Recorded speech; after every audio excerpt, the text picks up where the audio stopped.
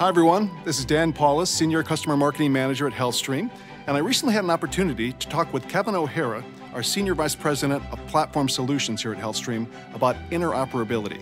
He had some fascinating insights to share.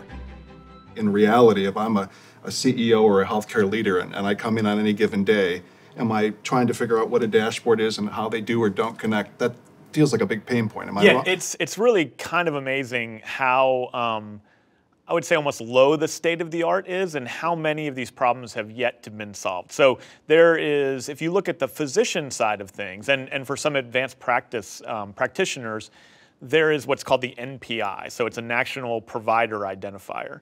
And that exists, so you can try to tie all these people together. And most systems will talk about someone's NPI, whether it's insurance systems or HR systems, but that doesn't cover everyone who works in healthcare. It, in fact, only covers a portion of it. So there's been a long time effort to create what's called a universal nursing identifier.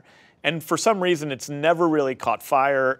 It's something we're very interested in. And then even with that, you still have large numbers of people who work in allied health professions and other areas that are still not covered by that. And so you have, as you're indicating, yeah, if I'm a CEO coming in, I've got multiple systems. I want these systems to talk to each other. There's lots of layers of interoperability. So they want to be able to talk to each other about the same patient, for instance. They want to be able to have their machines talk to each other. So you have diagnostic equipment, you have lab equipment, that needs to talk to your EHR. There are just layers and layers of these interoperability problems. We at HealthStream are really primarily focused first on this identity because we're in the business of supporting the people that deliver care, and so that's core to what we do. But there's many other layers of interoperability. One other area where we do support interoperability is there are certain medical devices that you need to be trained on and be cleared on before you can use them. And we have systems that we work with that are interoperable with our learning management system that allow people to be trained on those devices with a course in our system, and then we automatically communicate with systems that allow those devices to be turned on for that user.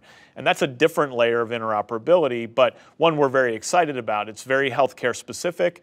You're not going to find that in a generic LMS, and it's something that, again, takes advantage of kind of our breadth of knowledge across the healthcare continuum. Is that like an auto-credentialing almost happening, to your point, within the system, because they need to be trained on it, they need to be validated, and then they have access to it, right? Yeah, it's one of the things we're very excited about because it's actually in the workflow of what's going on in the hospital, and it ties back to the training and education.